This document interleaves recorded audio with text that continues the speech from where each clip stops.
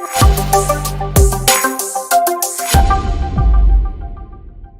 y'all, it's your favorite trainer with a belt buckle. Today we're going to take you through part one of the assessment on how we do it at Show Up Fitness. We will have another video going over the movement screen and how we take clients through the movement portion of the assessment. Now, if you're at a Lifetime, Crunch, Equinox, a corporate gym, you will have your structured assessment that you need to go through. If you're an independent trainer or thinking about being independent, here's the system that we go through in assessment at Show Up Fitness. If you're not familiar with Show Up, I'm the trainer who wrote the book, How to Become a Successful Personal Trainer.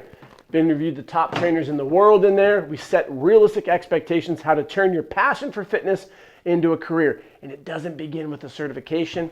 You got to go through and become a level 1 coach, nutrition coach, strength coach. We have all of these classes in person in San Diego, Los Angeles, Santa Monica, as well as online. We have weekend seminars. You need hands-on learning and to be able to ask questions. For example, yesterday, one of our trainers was training up here in West Hollywood. Let me show you what it looks like. Interns were watching the trainer train. They took up notes here, and afterwards the trainer came up and they had a conversation. Why did you do the overhead press with one arm? Why did you do that exercise?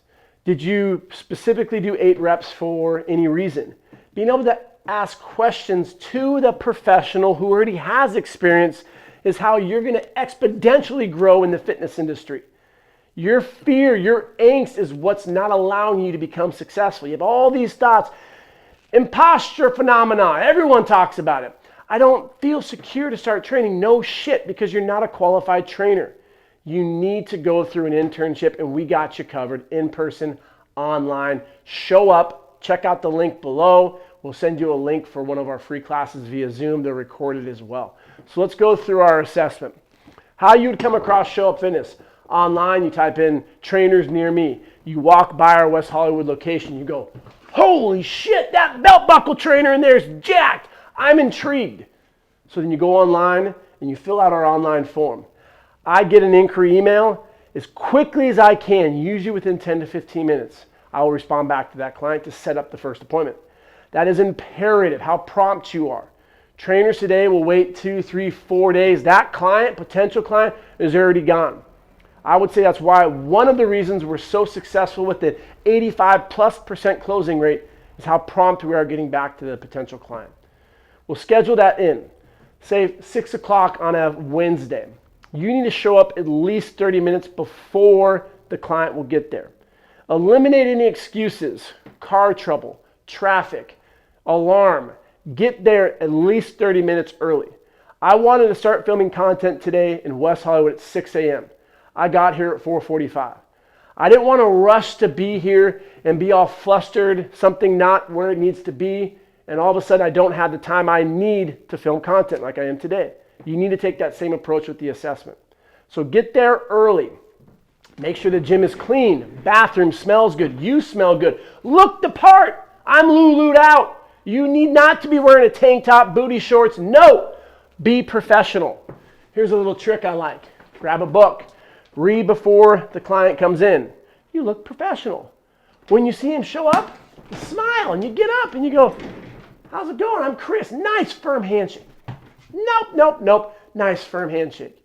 Set clear expectations for what's going to happen. More times than not, the client goes, what book you reading? And we'll talk about that for 5 or 10 minutes. We're building a connection. I'm not your typical meathead dipshit who's sitting there for doing curls, sweating, doing it half-assed. Let me show you a high-intense workout. Battle ropes, woohoo! No! The likelihood of that client signing back up from that circus act that you just did is very low. They may sign up for the first time, but your retention, you're not going to retain them because they're not going to get results. You're setting false expectations. So they come in, I tell them what the assessment's going to entail. It's going to be about 30 minutes sitting down, going over your goals. I'm going to do some resting measurements. We're going to do a movement screen, and I'll take you through a workout. This is another video that we'll have up there. So I set clear expectations. How did you come across Show Up Fitness? I tell them about who we are.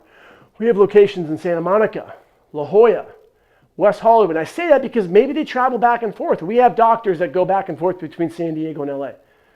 Maybe they know someone in San Diego, a potential referral. I tell them about our board of education. We have professors, ER doctors, registered dietitians, psychologists. Whatever you need help with, we got you covered. Then I'll say the average trainer, they're over there at Equinox charging $150 an hour, and they don't know what the hell they're doing. They just got certified. Do you even know what it takes to become a certified trainer? I tell all my clients this. They go, oh, no, I've had 3 trainers. I didn't actually know. You have to get a certificate. Do you know what it takes? You read a textbook. That's it. They go, wow, I didn't know that. I'll educate my client. You are in really great hands right now because we have an internship program. All of our trainers are knowledgeable. Movement, regressions, progressions, whatever your goals are, we got you covered. So now with the client, they feel a lot better. Well, I've never been taught or explained what it takes to become a trainer. I feel great. I'm going to sit down. We're going to go through our assessment here. So this is what we have it show up. This is going to be your PARQ, Physical Activity Readiness Questionnaire. You're eliminating any red flags, coronary artery disease, injuries. Maybe I need a referral. And so I'm going to talk to my client about the medical history, get that out of the way, and then we're going to move quickly into open-ended questions and goals. Now, I will usually give this to my client and have them fill it out for 5-10 minutes with some classical music in the background. I'll always ask what they like. If they like Madonna, cool, we're going to listen to Like a Virgin. Whatever it is, I will put that on the radio for them. I'll then excuse myself, go somewhere else, come back 5 or 10 minutes when it's completed, and then we'll go over it together. The goal portion, we talk about our SMART goals. What are your specific goals? Is there a certain time frame you want to achieve these goals in? How long have you thought about achieving these goals? What are some reasons you feel you haven't reached those goals in the past? Talk to me about your workout history. What types of workouts are you currently doing? What's your favorite type of workout? If you've been exercising, give me an example of that plan, or if someone made it for you, who was it? How many days a week do you normally like to work out? If you do not exercise, have you done resistance training before? When was the last time you had a personalized program for you, or have you ever worked with a trainer before? That's an important one because if they have, I'm very confident that they're going to sign back up because I educate them about most trainers. Most trainers quit within the first year because they're not qualified. It's all experimentation. I take 10 clients through random fucking workouts. One of them liked it. Great, I'm a pro. No. So I educate that client and they feel so secure because, again, it's never been done before. Most trainers show off on flashy work. Have you done this booty exercise? And the client doesn't get results. I feel for my clients. If they've worked with a trainer before and they're in front of you, there's a reason they're in front of you. They're not happy. On a scale of 1 to 10, how would you rate your eating habits? I do not talk a lot about nutrition on purpose because my clients think it's all about nutrition. It is a portion of it. You got sleep, you have stress, calories in, calories out. We work with a team of registered dietitians. We will get there in a month. Focus on protein, water, fruits and vegetables. Those are the 4 main things I want you to focus on because my clients are confused. My last trainer told me I couldn't have rice. I'm baiting them. I'm always 2-3 steps ahead of my client. And I know a lot of trainers focus on nutrition. I'm an expert with physical training.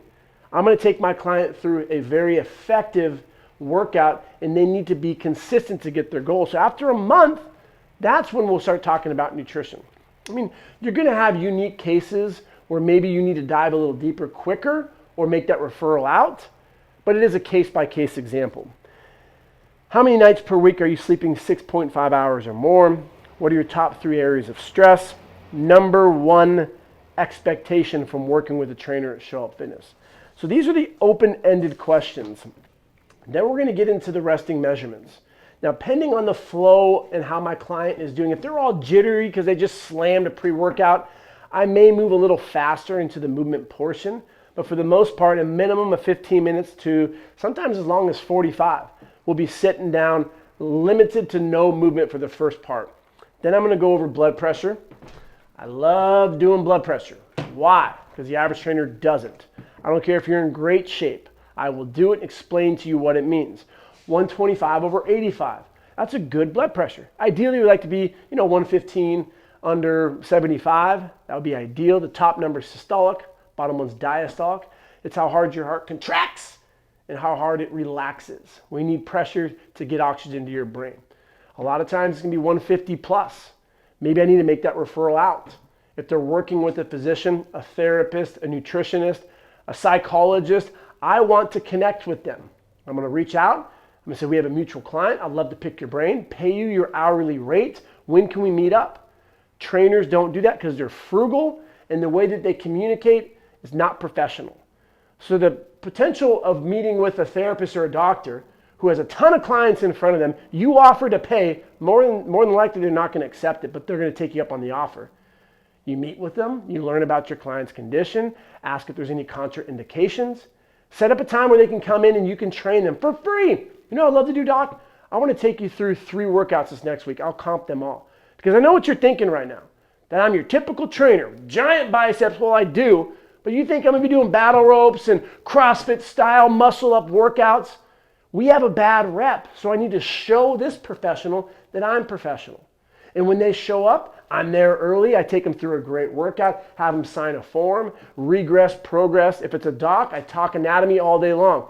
Doc, what's the longest muscle in the human body? Oh shit, I forgot about that one. Sartorius, my favorite right there, goes there. I'll talk about origin, insertion, action, because then the professional goes, holy shit, you're sharp. My mind thinks most trainers are dipshits. We are not a respected career because of how easy it is to get certified. So I'm explaining to this professional, I'm not your average dipshit.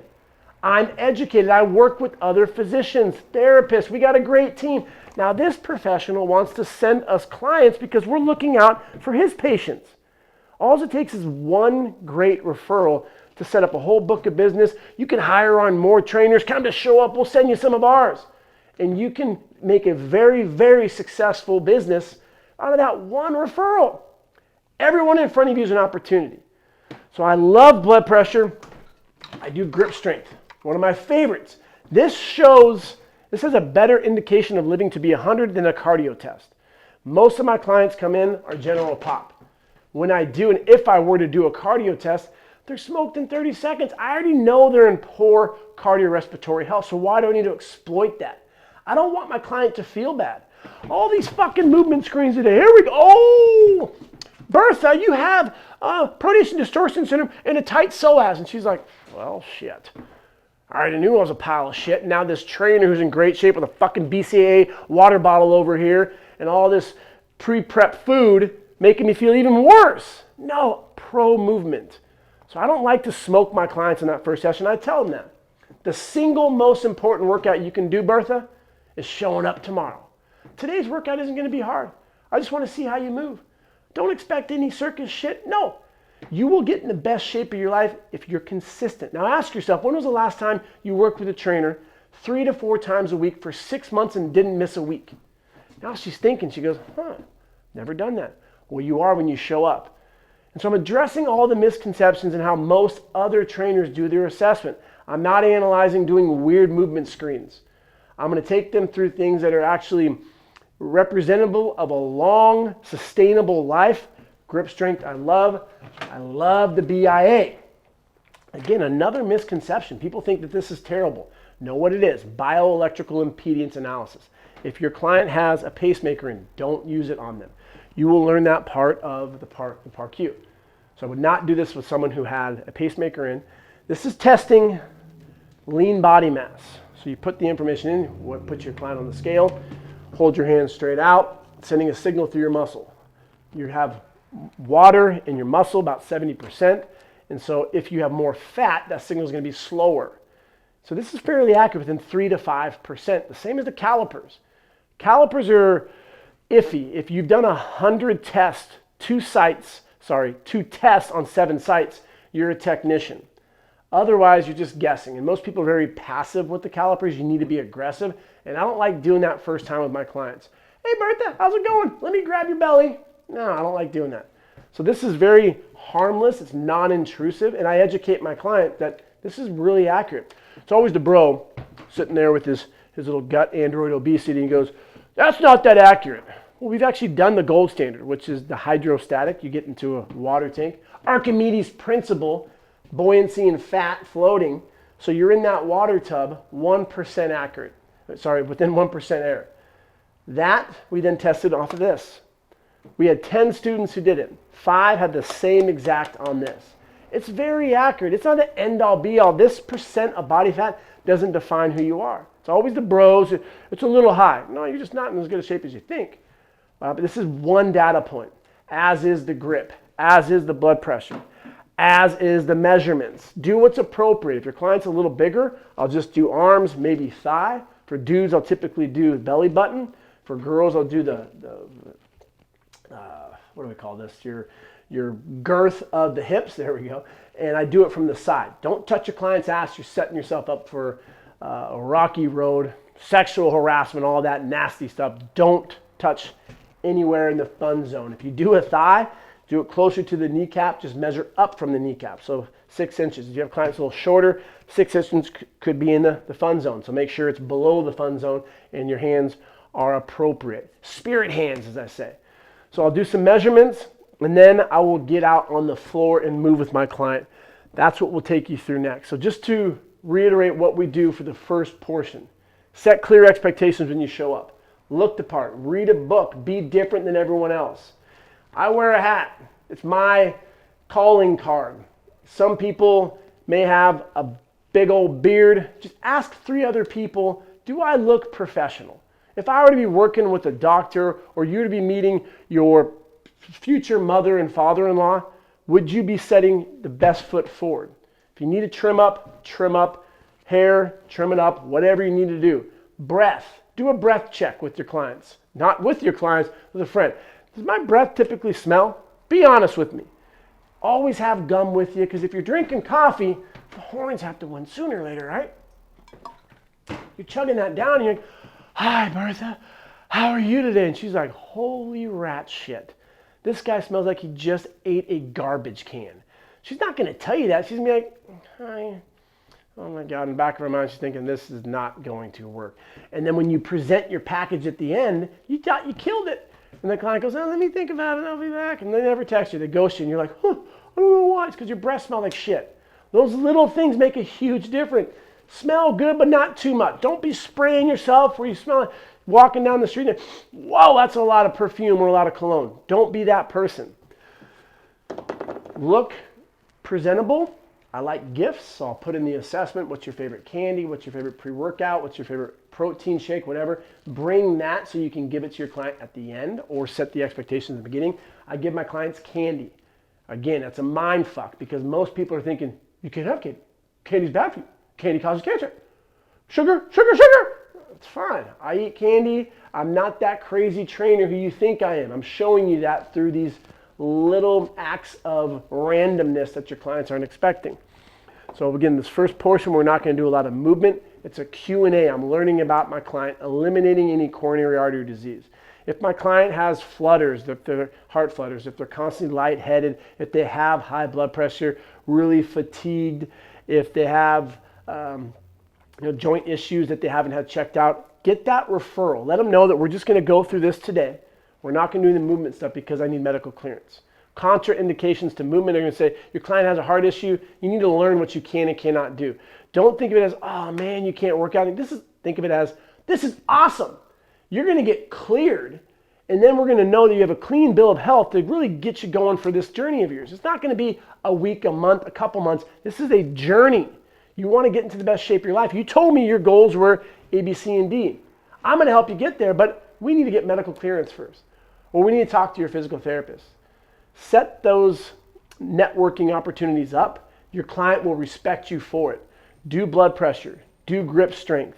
Do body fat if you feel it's appropriate. Again, if my clients are overweight to obese, a lot of times I won't do body fat, won't do scale, won't do measurements, because my clients are already, it takes a lot of balls to show up to a trainer. Because trainers, we're a bunch of fucking psychopaths. We work out all the time. We love it. We're working out 8 hours a day. Hey, what'd you do on your day off? I went for a 30-mile hike. Your client's like, holy shit, I haven't done 30 minutes of exercise since COVID began. So be empathetic of the person on the other side of the table. A lot of trainers get antsy and they move into the workout portion too fast because they try to show off. That's what my clients want. No, your clients want results. And results come by sitting down and digging deeper into what your goals are. That's the value of the assessment. I do like to have an iPad, and we'll actually upload, we have our assessment uploaded into the iPad. It's just more state of the age today. So you have that, you can have them sign their waiver, which you have at the very end. Make sure to cover your ass before we do any movement out there. So right after this portion, and I get the measurements, I let my clients know, do you have any questions before we get into a little warm up? Then I'm gonna take you through a little workout. And that's the next video. We'll go through what our CCA is and how you can implement a movement screen while training your clients. Have your clients sign the waiver at the end, and you get into the workout. Hopefully this video was helpful for you. If you have any questions, leave a comment, shoot us a message, showupfitness.com. Love to help you become a trainer. We're online, physical locations, as well as weekend seminars. I'm the belt buckle trainer. Have a great day, y'all.